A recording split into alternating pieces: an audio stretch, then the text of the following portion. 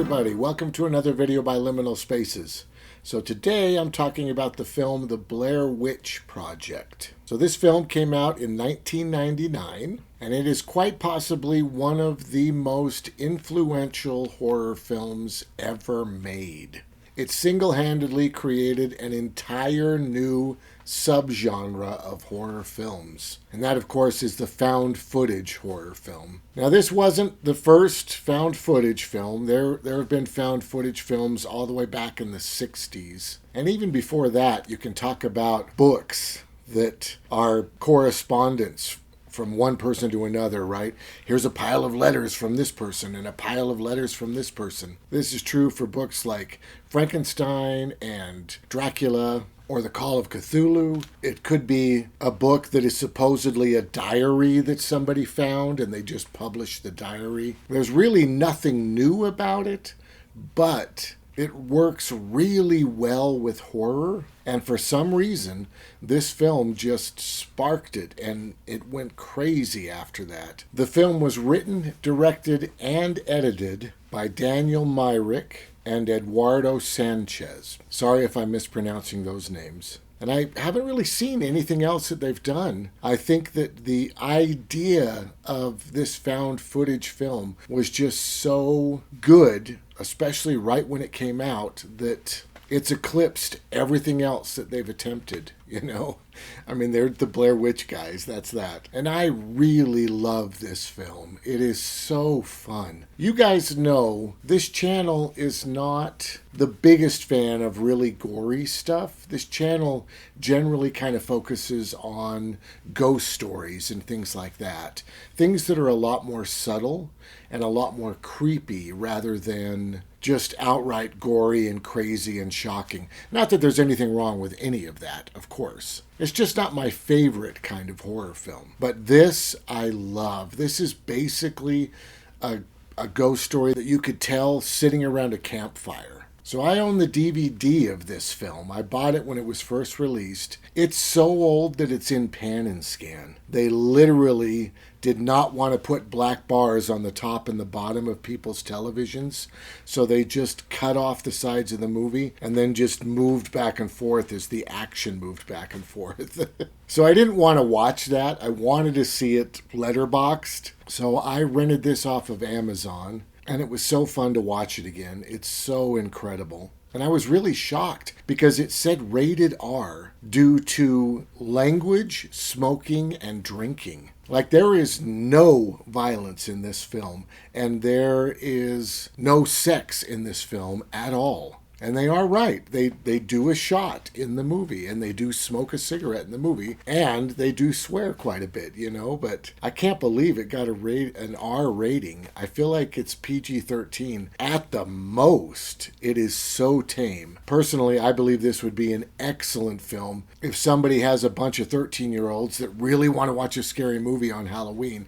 I think this is a great choice for it. You'd have to watch it, of course, to make sure, but honestly, it's made for younger audiences, I think. But it really took the world by storm. It's so good. It is basically the story of a group of students that go to make a documentary in the woods about the Blair Witch. And of course, while they're doing this, all kinds of scary, terrible things happen, and they end up never coming back. And this is the footage that was found a year later, so you can see what actually happened, right? And when it was first being advertised, they really tried to approach it as if it were real. And I know that all found footage movies kind of do that, but it's because of this one. That's the incredible thing about this. Now, I do believe that the filmmakers go a little bit too far with this, but we'll get into that in just a minute. They had a whole website talking about the Blair Witch myth. They had missing person ads put up on the website. If you've seen these people, please call this number. At the Sundance Film Festival, where they were showing it for the first time, they were handing out flyers with the actors on it that said missing, you know, and a number that you could contact. They really went all out to kind of push this idea that all of this was true. Of course, none of it's true, obviously. But because of this approach they had, almost everything that they did was on the internet. And because of that, this is thought to really be the first widely released film that pretty much only used the internet to advertise, which is pretty incredible. I think this film was just so influential all the way around. These filmmakers were just in the right place at the right time with the right idea, and it just exploded. I think Artisan picked it up at Sundance for like $1 million, the distribution rights, and it went on to make like 250 million worldwide or something like that, making it pretty much the most successful independent film ever made, or at least one of the most successful. I really highly recommend this if you just want some silly, fun scariness. It truly is silly, fun scariness. It's a blast. I love this movie. Okay, I'm going to go into some spoilers now because I want to talk about kind of the directing approach and a couple tiny problems that I have with the film. So first off, the directors, I think, went way overboard with doing this production. Now, I do want to say, I don't feel like they could have known what aspect of this film would have been so successful. I feel like the approach that they took kind of makes sense for doing this found footage weird thing, even though I don't appreciate the approach that they took. So they got 3 actors. They took them out in the woods for 8 days, and they basically kind of just tormented them. They didn't write any lines. Everything was improvised for this because they wanted it to look natural, which to me just sounds insane because actors are trained to say their lines in a way that looks natural. That's what actors do. And they would do weird things like leave them notes so that in the morning when they got up, they would find these weird little notes that would tell them, you've done this. You threw the map in the river and you really want to see the map, right? They would just give them these weird motivations and then just film them all day.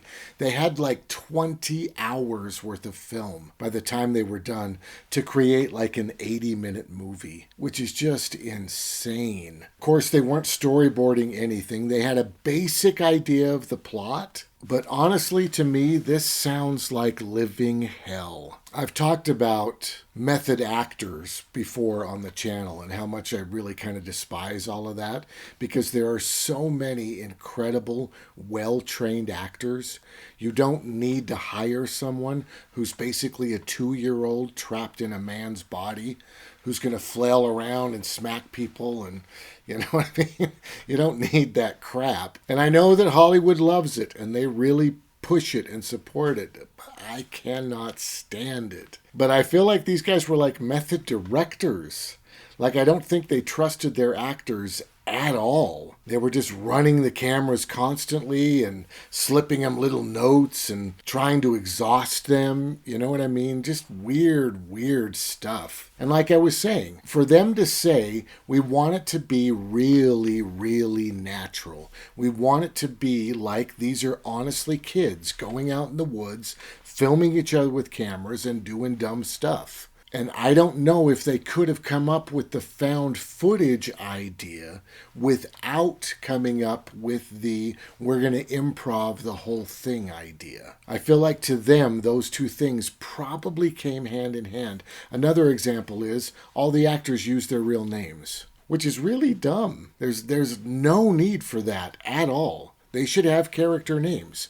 They should have characters that they're trying to play. That's what actors do. They're not just themselves, you know? But once again, if they didn't have the idea they should use their real names, I don't know if they would have had the idea of improving, and I don't know if they would have had the idea about found footage.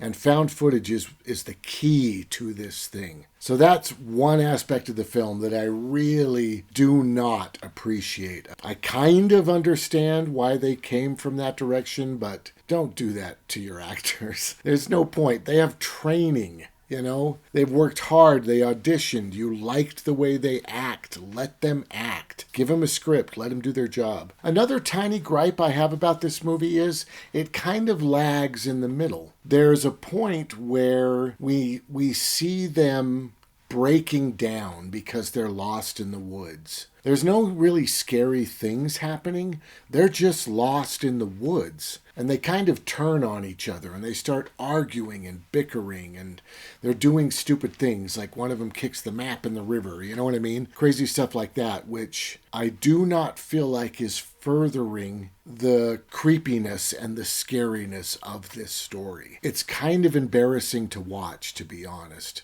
because they're just improvising.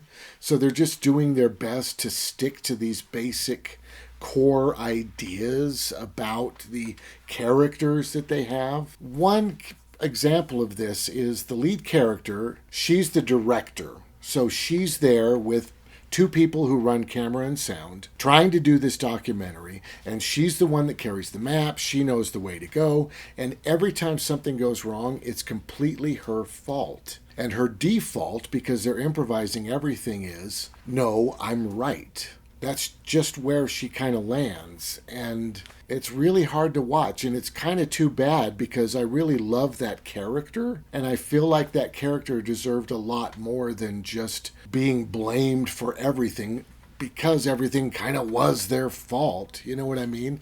I really want it to be that, for instance, there's a part in the film where they loop around and they end up coming right back to where they started because they're wandering through the woods. Now, they have a compass, right? But she holds the compass the whole time. So when they find that they're back where they started again, she takes a lot of blame for that. Instead of all of them acknowledging that this was physically impossible and clearly something truly horrifying is happening, they're just playing this weird blame game the whole time because they're just improvising. So the middle gets a bit bogged down for me. The beginning and the end are just fantastic, with just a little bit of sag there as they're slowly realizing that they are lost in the woods. It takes them a while to figure that out. And then the last tiny thing, and this is stupidly nitpicky, this is a really tiny thing. The camera work is not great. And I know that's a really stupid thing to say because this is a found footage, right? And because this is one of the first, it's not the first really, but because it's one of the first, they actually had the actors doing all the filming, right? So the actors are running around with these cameras, talking and showing things, and it is very, very found footage, and I do not believe it has to be that extreme to look natural. They've got some really kind of wonderful moments in it where they're in the store and somebody puts some marshmallows in the basket. And of course, one of the kids is like, ooh, marshmallows. And they have a camera and they're like, soft marshmallows. And they're literally touching the bag of marshmallows with the front of the camera, which is annoying and horrible, but absolutely what an idiot with a camera would do. It's the kind of thing I would do if I was going through the store with a camera, right? Of course. So I think that is a really brilliant way to keep it natural and show that these are just kids and they're doing found footage. So I feel like they could have picked moments like that and kept them and kind of cut down on the constant craziness. And I do think that's one of the biggest complaints about found footage movies, of course, is that camera work can drive you crazy trying to watch that. The constant shaking and moving. And I think that's probably where Paranormal Activity really exceeded the other attempts at found footage stuff, is they had the guts to put a camera on a tripod. We set up a tripod in this room and we just showed it this way.